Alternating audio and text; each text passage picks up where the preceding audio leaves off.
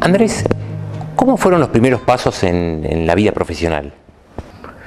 Y yo empecé a vincularme a través de las universidades.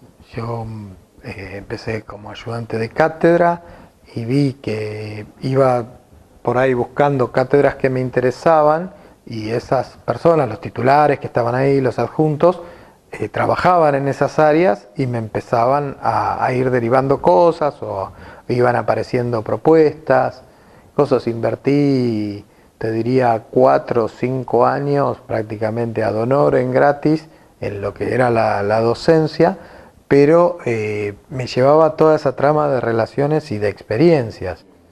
Y bueno, ahí me fui vinculando con lo que son las cátedras más terapéuticas, con algunas más, como decía, que tenían que ver con el aprendizaje, con la psicopedagogía, y con cátedras de investigación también.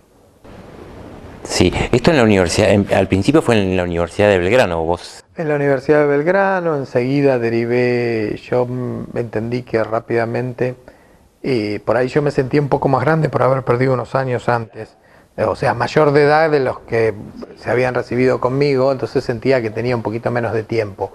Y fui muy bien orientado en esos momentos y rápidamente me puse a hacer una carrera de posgrado. No había tampoco tanta cultura de posgraduación en psicología. Rápidamente ingresé al doctorado y comencé a hacer eso en paralelo con el profesorado. Y eso me fue dando una trama de relaciones que me empecé a vincular con investigación, con temas que ni sabía que existían, con cuestiones muy distintas, y eso me fue empezando a derivar en trabajo. Fui teniendo mis primeros cargos de adjuntos. Yo paralelamente tenía una pequeña clínica que habíamos iniciado con una cantidad de compañeros y amigos de la universidad, que eso también iba creciendo en paralelo. ¿Clínica con qué perfil de pacientes? Y de gravedad media leve. Atendíamos en consultorios ambulatorios, habíamos hecho una cantidad de servicios asistenciales, había psicopedagogos, psicólogos, psiquiatras, y bueno, empezamos con ese proyecto y lo fuimos desarrollando y dándole forma en la medida que yo me iba metiendo en lo profesional en otros contextos. Eso también me dio mucha experiencia, porque la verdad veíamos muchos casos. Me dio mucha experiencia en el manejo clínico, hicimos relaciones con otros hospitales, cosas, y uno empezó a andar en un circuito casi sin darse cuenta, y cuando pasó el tiempo uno tenía la agenda prácticamente llena, y se dio como esta doble vertiente entre el ejercicio clínico en equipos interdisciplinarios y lo que era la carrera académica, la docencia, la investigación. Se fue dando como naturalmente. En paralelo. Paralelo, exacto. Esa fue la inmersión. Andrés, ¿y cuál es el foco de tu actividad en la actualidad? Bueno, en los últimos 5 años hice un poco un vuelco en mi carrera, porque encontré el área de lo que es las discapacidades mentales. Comencé a trabajar en una institución justamente con un compañero y amigo del doctorado. Hacía tiempo que estábamos buscando la vuelta para trabajar juntos, y ahí me empecé a empapar del sistema argentino de discapacidad y encontré un mundo, la verdad, nuevo. Me sorprendió totalmente todo lo que había por hacer en ese campo, lo fértil que era, y todo lo que se podía aportar desde la formación de uno, ¿no? Y la verdad me sorprendió muy, muy gratamente. Y ahora me dedico, sigo teniendo esta clínica que la hemos reconvertido ahora para el área de discapacidad también. Sigo haciendo docencia e investigación en Buenos Aires y en Santa Fe. Y trabajo la mayor parte del tiempo con discapacidades mentales. Con discapacidades mentales y especialmente con autismo. ¿Y qué nos podrías decir acerca de del estado actual de la discapacidad en general en la Argentina?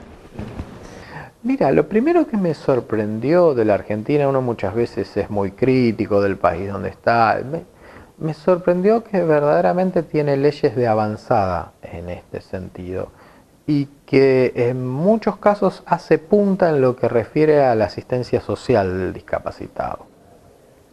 Una cuestión que yo no sabía, que cualquiera sea la discapacidad, más allá de las mentales o las cosas, cuando uno obtiene el certificado de discapacidad, automáticamente pasa a estar mucho más protegido por el Estado y el Estado se hace cargo del 100% de sus tratamientos y también de su educación y de su movilidad. Y esto está hecho por ley en una cantidad de... Discúlpame, educación, tratamiento y movilidad. Exactamente, tenés como esos tres grandes ejes, todo lo que sea rehabilitación, cuando es necesario la rehabilitación, y todo lo que sea necesario para la inmersión social de la persona con algún tipo de discapacidad. Ahí me sorprendí muchísimo, porque uno por ahí no cree que su país tenga esas opciones y verdaderamente las tiene. Sí, hay una cantidad de leyes y o sea, es un conjunto de componentes legales que crean esta obligación asistencial. Y también una de las cuestiones que rápidamente me di cuenta es que no cumplir con esta ley, que muchos tratan de no verla o no cumplir con esta normativa, es un delito. Y las cosas que uno antes no le prestaba atención, como que un colectivo tuviera que pararle a un discapacitado y darle transporte, o tuviesen que transportarlo en una ambulancia, ¿no? Empecé a prestar atención por qué era y qué pasaba cuando no se hacían y qué forma había de defender los derechos de esa persona. Y me empecé a encontrar que cuando uno hacía las acciones legales de reclamo, las cuestiones avanzaban muy rápidamente. Y por ahí vi que ahí había un panorama para aportar desde lo psicológico en que mucha gente desconocía esto, sobre todo gentes que tienen algunas de estas dificultades o familias que se encuentran con un miembro que de golpe se ve incapacitado en alguna cuestión, y cómo poder ayudarlas, asesorarlas para que reciban los tratamientos adecuados y para que estén cubiertos. Andrés, ahora vamos a ir a una pausa y después nos contás sobre el tratamiento de este perfil de pacientes, ¿sí?